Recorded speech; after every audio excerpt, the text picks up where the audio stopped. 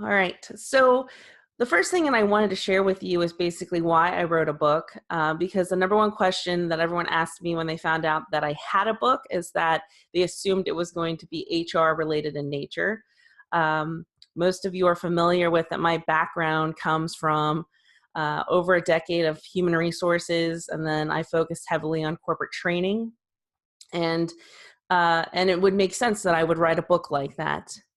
And I had tried actually for about maybe 3 years since I launched Leadership Arts that I would try to write a book. I would sit down and I would jot down things that I tell people all the time, and I was just bored with it. It didn't feel very passionate for me. And so I just gave up on it, and I thought I would never write a book. I was just in that category of the person that I would tell others that I always wanted to write a book, but then I just would never get to it. And so what basically happened next is a woman was introduced to me and kept coming into my life. Her name is Demi Stevens. She is the owner of Year of the Book Publishing and Press, and she's a writing coach and an editor. And I kept seeing her at events, and I kept meeting her, and she kept pushing me, saying, "You need to come meet with me. I'm sure you have a story that you need to share with the world, or you have a book that's inside of you." And I kept nodding and saying, "Yeah, it's just kind of a sales pitch."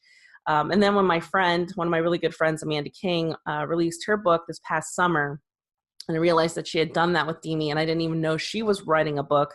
I took it as basically the final sign that I need to at least reach out to Demi and talk about this book concept. And so when I went out to meet with Demi, she assumed that the same thing that everyone else probably does is that I was going to write either a training book or an HR book.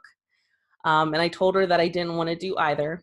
I said that maybe in my future I would write a book that was HR related or more focused on those kinds of tips. I said, but that didn't feel right for my very first book. And so she said, "Well, what do you want to write about?" And I said, "Well, I'm not quite sure. I know that I want to share something that moves people. I want to be real with people. I want to share a little bit about my story and kind of what fuels me to do the work that I do every single day." And so she said, "Like what?" And I just kind of started listing random experiences that happened in my life. And I said, I think it's really important for people to know that things that were happening to me in my life, I wouldn't say are extreme in any kind of scenario. They weren't these horrible tragedies that have happened, or even these amazing, incredible things when we look at the grand scale of life and I were to compare myself to other people out there. But regardless, they were just as tragic or joyous for me. And that basically impacted me and created where I was at that time and helped move me in my personal path of growth. And then on the flip side, that's who you were seeing as a professional. That's why I was doing the work that I was doing. That's how I ended up creating the things that I was creating. And I think all of that was all linked together. And so that's what I wanted to put out there. And so essentially she told me kind of doubtfully to just leave and just start writing every day, write 500 words a day about whatever you feel compelled to share, and we'll just see where it goes. And 6 months later, I had a book. And so the book is From Heart to Heart, and it's from heart to heart with an HRart, because really writing it out helped me understand really why certain things about the HR industry or my professional opinion in my industry as an HR practitioner, why those have manifested the way that they have has been really driven by me doing the exploration that I did in this book. So the book separated into two parts. The first part is called Exposing My Heart, and really it is sharing several different stories. I tried to write them from the perspective of when I was going through them. I wanted you to feel what I was feeling and hope that you could relate to a story that maybe isn't exactly like mine, but gave you the similar kind of feelings. And then in part two, I kind of take those and package them and turn them into essentially how those things became lessons and coaching lessons for my clients and how I saw those happening. I'm a big believer that when I work with individuals, and I'm incredibly blessed to do so, is they're coming to me after I've kind of already learned it myself. You know, the same challenges and things that I'm learning and working on myself are usually the same ones that my clients or students, whatever word you want to put out there, are doing that as well. And so it's kind of just this big circle of us taking on challenges and conquering them together. And so this book illustrates that very beautifully for me. So that's a little bit about why I wrote the book and how it kind of happened. I continually joke that the book wrote itself because I really do feel like that. I'm extremely proud of the book. I've obviously had to read it multiple times throughout the editing process. And every single time I feel 100%, if not more, 200, 300%, that this is the book that was supposed to be written as my first book. And I'm just so excited to share it with the world. It's scary at the same time because I did make sure that this was very vulnerable in nature. I wanted to be real. I didn't want to just be general or vague. I wanted to share the experiences that I had gone through to make it so that you can understand how a lesson could materialize out of it. Once again, you know, I'm extremely honored that I get to work with clients who trust me with their stories and their experiences. And I want to put out there that, you know, I've had them as well, in my own version and my own little storyline. And that's what's happening in this book. So without further ado, I would like to read for you a little excerpt from the book. And this is actually in chapter 3, so a little bit of halfway through the first part. And the section is called Signs, and really talking about this idea of when we're all looking for signs to guarantee that we're on the right path. And it starts on page 49, if any of you are interested in that. So here we go. Do you believe in signs? Have you ever asked for a sign, wanted something to give you reassurance that you were on the right path? I know I did time and time again. It seemed with every misstep, I became less trusting of myself and instead seeking some outward sign, looking for a divine message or direction for how I should live my life. I was so afraid and almost desperate to not be wrong that I wished someone else would tell me how to live, because I couldn't be left to lead my own life. Every time I tried, I only screwed it up more. I clearly was not capable of knowing what was best for myself. My spiritual teacher, Gabrielle Bernstein, often talks about noticing signs as ways to get answers from the universe. She references things like owls or colors or numbers as signs, saying that if you see that particular item, it is a sign that you are heading in the right direction and that someone has your back. I believe my sign is the cry of the banshee. My gift is not cute or something I treasure. In fact, it is something I avoid. In its authentic raw form, my cry of the banshee is ugly. It is the quintessential definition of an ugly cry.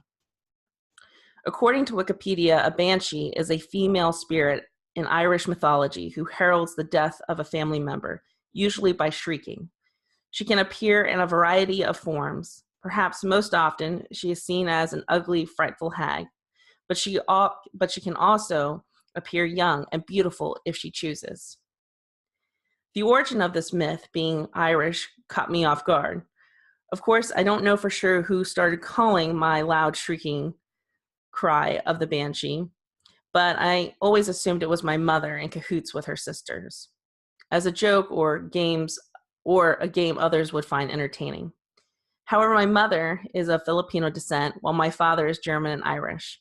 Now, knowing the origin of this word, it makes me wonder if my father had any involvement. The power of the sign for me became apparent through its definition. The shrieking is made in reaction to death. It is meant to share and express a deep-rooted loss, eerily similar to the awakening my breakup with Michael brought to my life. The other piece of the definition that caught my attention is that the banshee can appear in a variety of forms, one that is ugly and frightful, and another which is young and beautiful. The difference is in how the banshee chooses to be seen. From its initial resurrection, I thought the cry was ugly and frightful to others. In the case of Michael, I believe the banshee characteristics were what scared him away. Over the years, I've finally realized that what I was missing all along is the beauty of this cry. since it can only be seen if I choose. I had spent so much time hiding the ugliness, when really that was going to be the key to making me beautiful again, from the inside out. I'm sure you're wondering what in the world I'm talking about. Let's process the initial unleash of the cry of the banshee in my semi-adult career. That ugly cry was not cute until Michael, my first love, left. Now, as an adult married with children, I finally know and truly understand what love is. I can look back and see that he was the first. That helps in justifying how badly it hurt when he was gone. The pain that resonated within me caused ugly cry after ugly cry, shrieking sobs as I tried to fall asleep to calm my mind and heart. This happened right before high school graduation, and I shut off from the world around me, essentially numb when I wasn't sobbing. In the moment, I was blind and wanted only to turn back time or have another opportunity to see Michael again so I could change everything. So I could make all the pain go away, make him not leave, so I could have him back. Ridiculous, but true. I'm sure many of you have processed a heartache similarly. In that moment, I could only find blame with myself. It was my failure. It was something wrong with me. It was the confirmation I needed that I would always be alone. But with that said, you may remember that even after he had gone, he reached out enough to let me know he cared and that his compassion was real and not from a place of strictly empathy. In that moment, the beauty of being given the opportunity to love and be loved still fills my soul to this day. Michael gave me just that, the beautiful opportunity. No, it wasn't the epic love story of a lifetime. We aren't soulmates waiting to reconnect. But if he hadn't presented that opportunity, there is a big chance I might have never seized the opportunity when I did meet the one. And so that's just a couple of pages from chapter 3. And obviously the details of the story with Michael, my first love, and tragic breakup are in there. So you see how that all kind of plays out. But it's just story after story in here, 8 chapters of it relating to the lessons that I learned as a result. And that's just a little bit of a taste of From Heart to Heart. So with that being said, I'm going to unmute the participant lines. And so if you have a question about anything, whether it's the writing process or anything that I said in the beginning part about why I wrote it or the contents of the book, I would be happy to answer that for anyone. So I'm going to unmute now. So does anyone have a question?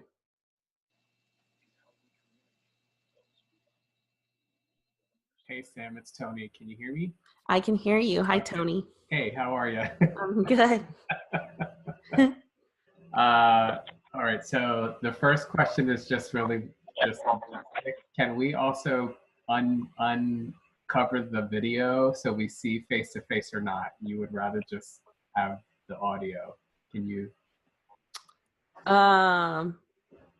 Yeah, I can do that. Let's see.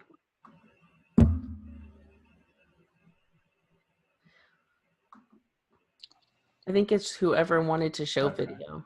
Well, I'm going to just show mine. I'm going to show my face.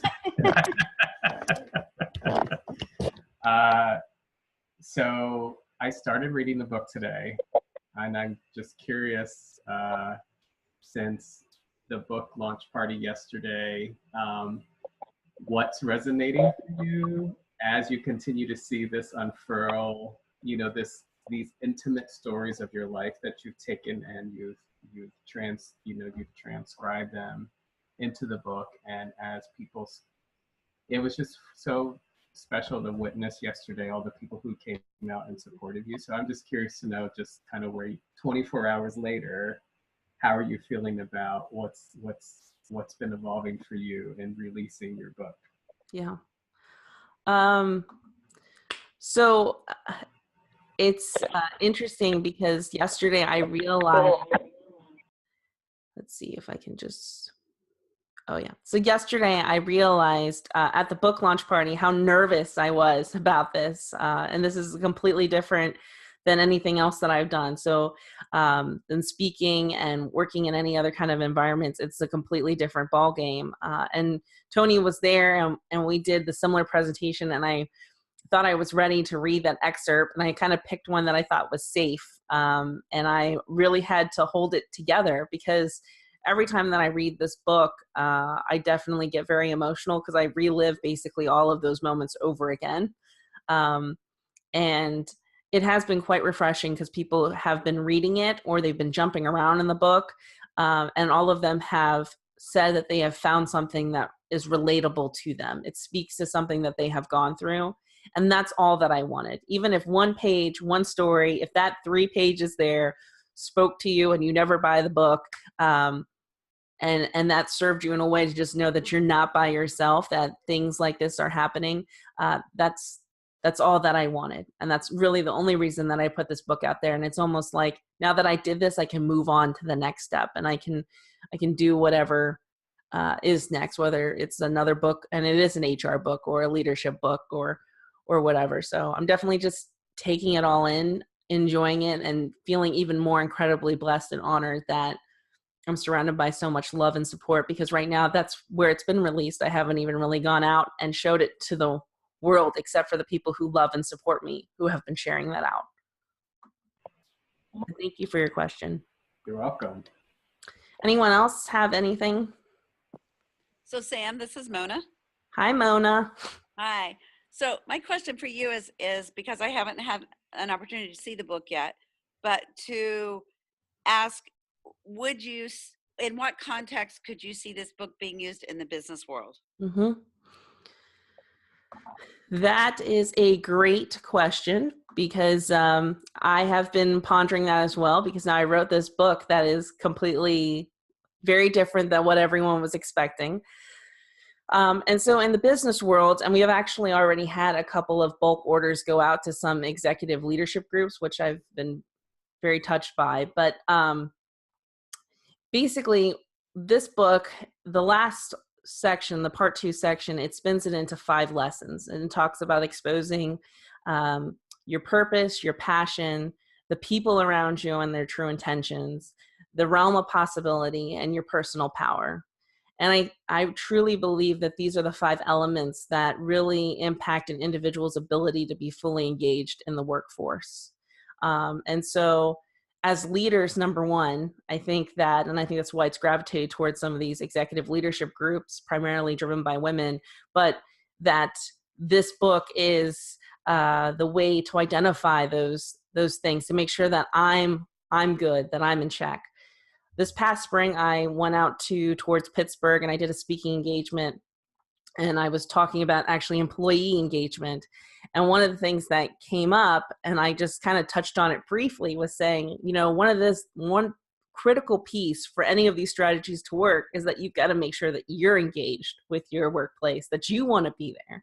And they all kind of looked at me with these big eyes, like, that sounds so obvious, yet it's something that we don't kind of do an internal check-in with, because we just assume that we're engaged, but yet there's things that are happening to us every single day. And in the book, there's a couple of things that happen to me in the professional work environment where these stories basically set me back significantly professionally, because I let these people kind of come in and take over.